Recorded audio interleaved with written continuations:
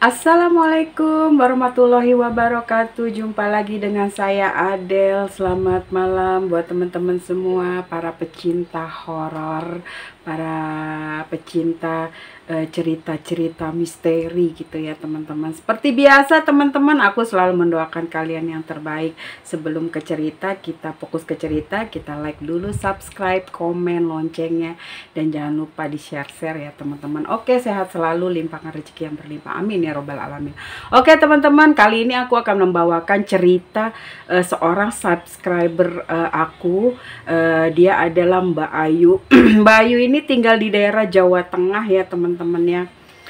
Di Jawa Tengah itu dia tinggalnya di daerah Semarang gitu teman-teman, dan dia membagikan ceritanya kepada aku gitu, bahwa dia pernah mengalami hal-hal yang menurut dia horor gitu ya teman-teman. Oke teman-teman, langsung aja kepada ceritanya. Mbak Ayu ini adalah seorang pekerja membantu orang tuanya di sawah gitu ya teman-teman ya. Dan dia itu setiap kali mau ke sawah itu, di antara sawah pertengahannya itu ya teman-teman, dia bilang ada rumah kosong gitu kan. Nah rumah kosongnya ini sejak dulu dia selalu melihat hal-hal yang aneh gitu ya teman-teman ya. Jadi si Mbak Ayu ini asal menceritakannya kepada orang tua atau siapapun, dan mereka tidak pernah percaya gitu ya guys. Nah suatu hari si Mbak Ayu itu dia belum pernah gitu ya guys, malam-malam dia keluar gitu kan untuk mencari sesuatu atau ingin berjalan-jalan gitu ya. Kebetulan dia ingin berjalan-jalan gitu, istilahnya ingin cari udara segar gitu kan, di kala dia sedang banyak pikiran gitu ya teman-teman. Nah si Mbak Ayu ini berjalan gitu teman-teman. Nah keingintahuan dia di rumah itu sepertinya sangat mengganggu sekali ya teman-teman ya. Di setiap pikirannya dia tuh selalu gitu, kayak penasaran ada apa sih gitu kan, di rumah itu ada apa gitu ya teman-teman. Nah tiba-tiba sekitar setengah 8 malam dia berjalan gitu, berjalan. Rencananya sih dia nggak ada ya teman-teman, nggak ada buat masuk, cuma ingin tahu dari luar. Beberapa saat dia memperhatikan rumah itu ada apa gitu kan ya. Nah tiba-tiba entah kenapa gitu ya, dia tuh berhenti, dan keinginan hatinya itu besar sekali gitu ya teman-teman, besar sekali buat coba masuk rumah itu gitu. Dan tiba-tiba dengan niat dan dengan tekad bulat gitu ya, bulat tekad yang sangat menggebu-gebu gitu, dan udah dipersiapkan matang-matang, si Mbak Ayu ini masuk gitu ya teman-teman.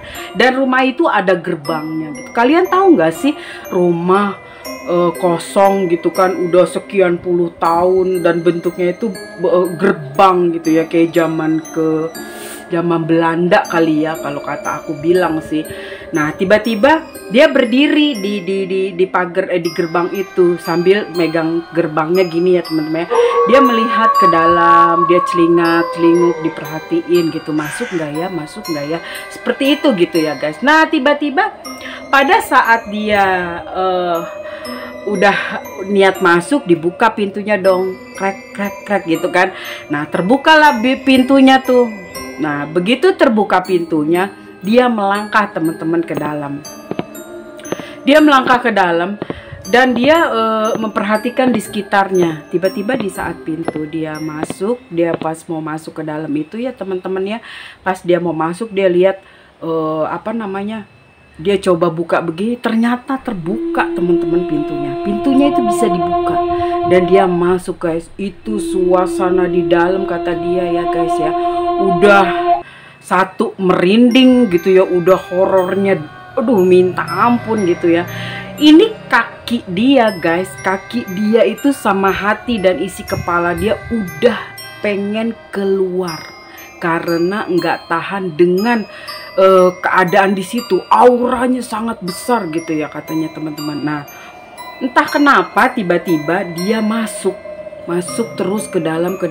Ada satu kamar teman-teman, ada satu kamar di situ, semua pintu tertutup tapi satu kamar terbuka, pintu kamar itu tertutup, ada 5 kamar dia bilang, yang satu terbuka teman-teman. Dan di situ dia coba masuk jalan pelan-pelan, pelan-pelan. Tiba-tiba ada suara seorang perempuan yang menangis teman-teman, menangis. Aduh, gue lagi merinding. Itu menangis, gue berasa ada di dalam ini dia ya, dalam keadaan dia ya. Gue berjalan di sekitarnya gelap ya teman-teman, gelap sekali. Dan tiba-tiba dia ngeliat pintu itu terbuka dan dia masuk teman-teman. Di situ ada kursi goyang. Kursi goyang itu pertama dia masuk diam, tidak bergerak sama sekali. Dan suara menangis itu terus menerus menangis. Dan tiba-tiba dia terus dia tidak berkata apa-apa teman-teman. Si Mbak Ayu hanya diam terpaku melihat ke sana kemari dan merasakan suasana di dalam itu ya teman-teman ya. Nah tiba-tiba entah kenapa kursi goyangnya bergerak guys. Dia bergerak seperti kursi goyang gimana sih begini gitu kan. Nah setelah itu dia langsung yang ngeliat begitu, dia dengan yang kaki gemetar gitu ya guys ya, gemetar sekali kakinya, gemetar, seluruh tubuhnya bergetar gitu ya teman. Tiba-tiba ditambah lagi jelas mulai menampak seorang wanita yang rambutnya luar biasa panjang guys, panjang sekali rambutnya kata dia, panjang. Dia menyamping guys, kursi itu bergoyang menyamping dan dia memegang bayi itu digendong sambil dia menangis. Dan di dalam dia melihat posisi seperti itu, semakin takut. Dia tidak bisa bergerak guys, dia diam terpaku. Akhirnya dia bertanya, memberanikan diri. Si Mbak Bayu itu memberanikan diri, dia bertanya. Kata dia, Anda siapa? Kamu siapa? Gitu kan.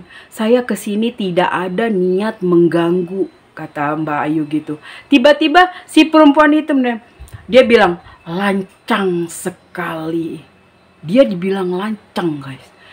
Lancang di saat dia bilang, di saat saya sedang berduka menangisi anaknya yang sudah tiada, dia datang dan mengganggu kedukaan dia, mengganggu suasana kesedihan dia gitu guys.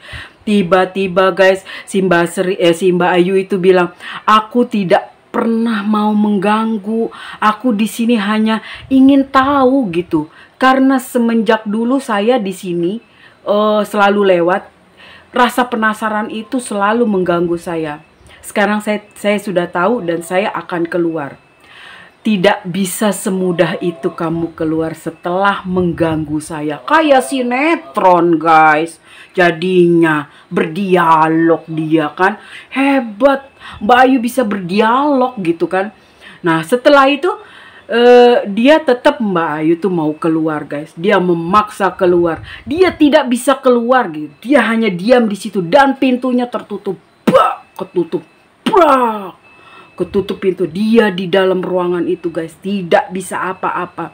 Di saat dia pergi itu udah terlalu lama menurut orang tuanya. Dan orang tuanya mencari.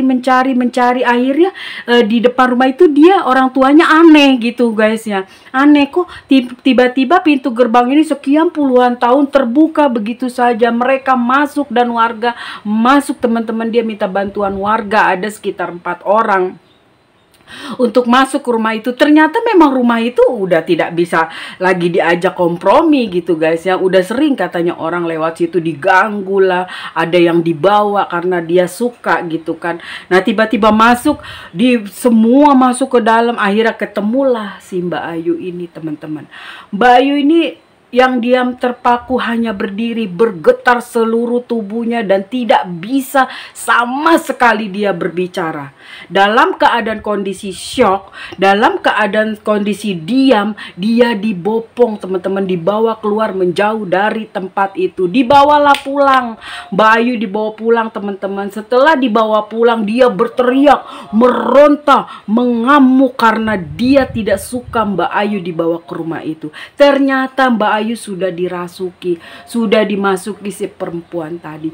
Dia marah karena si Mbak Ayu mengganggu di saat dia sedang menangisi, saat dia dalam kesedihan menangisi anaknya yang telah meninggal. Terus kalau anaknya meninggal, dia meninggal nggak tuh guys? Kok bisa-bisanya gitu si goib itu marah, si jin itu marah, seenak jidatnya dia bilang anaknya meninggal, dia terganggu, terus dia hidup gitu. Emang aja itu kalau menurut aku si jin itu nyari kesalahan, mengada-ngada agar dia beralasan buat merasuki, buat merasa si jin itu benar, si manusia itu salah gitu. Kesalahan Mbak Ayu cuma satu, keingintahuan aja gitu guys. Setelah itu dibacain doa, akhirnya semuanya bilang dipulangin tuh si perempuan gitu sama ustadz, disuruh pulang. Akhirnya si Mbak Ayu sadar dan dia setelah itu dia bilang, dia minta maaf ke orang tuanya kalau keingintahuannya itu hanya merepotkan seluruh tetangganya dan tidak baik untuk ingin tahu gitu guys. Begitu guys ceritanya Mbak Ayu guys. Jadi kalau menurut aku nih ya, si ini jin ini memang kurang ajar gitu. Kadang-kadang dia, makanya aku kadang-kadang suka kesel gitu ya. Bukan sih aku nantangin, enggak, aku nggak pernah nantangin. Aku juga takut, sangat takut. Tapi kadang kurang ajar gitu guys. Mencari-cari kesalahan si manusia agar manusia itu salah dengan dia. Palanya sih tibang dia datang mukul enggak gitu kan, getok enggak, apa enggak gitu guys. Jadi menurut kalian nih, aku pengen tahu nih menurut kalian nih ya, komennya ya, bener nggak sih yang aku bilang kurang ajar jin itu gitu. Memang suatu saat kalau kita punya ilmu guys, kita punya kelebihan dari Allah gitu ya, mungkin suatu saat itu jin harus dikasih pelajaran memang tuh ya. Orang si Bayu nggak ngapa-ngapain ya kan, cuma masuk doang, cuman ini doang, tapi dibilang katanya menyalahgunakan kesalahan dia itu gitu guys. Oke, terima kasih guys, itu aja cerita aku hari ini. Terima kasih loh Mbak Ayu, ceritanya udah diberbagi ke aku dan aku sampaikan kepada teman-teman kita. Sekali lagi buat semua nih yang punya cerita, yuk kirim yuk, ayo kalian juga bisa loh, semua pasti punya cerita. Aku tunggu ya, seru deh pokoknya kalau diceritain sesuatu yang kita alami, kita berbagi terus dibagikan ke orang. Oke guys, sangat baik kalian, sangat murah hati, sangat dermawan. Jangan lupa like-nya, komennya, subscribe-nya ya teman-teman, di-share kemana-mana. Kalian selalu aku doakan yang terbaik, banyak rezeki, limpahkan rezeki, kesehatan, juga lindungan dalam lindungan Allah Subhanahu wa Ta'ala. Amin ya robbal alamin. Assalamualaikum warahmatullahi wabarakatuh.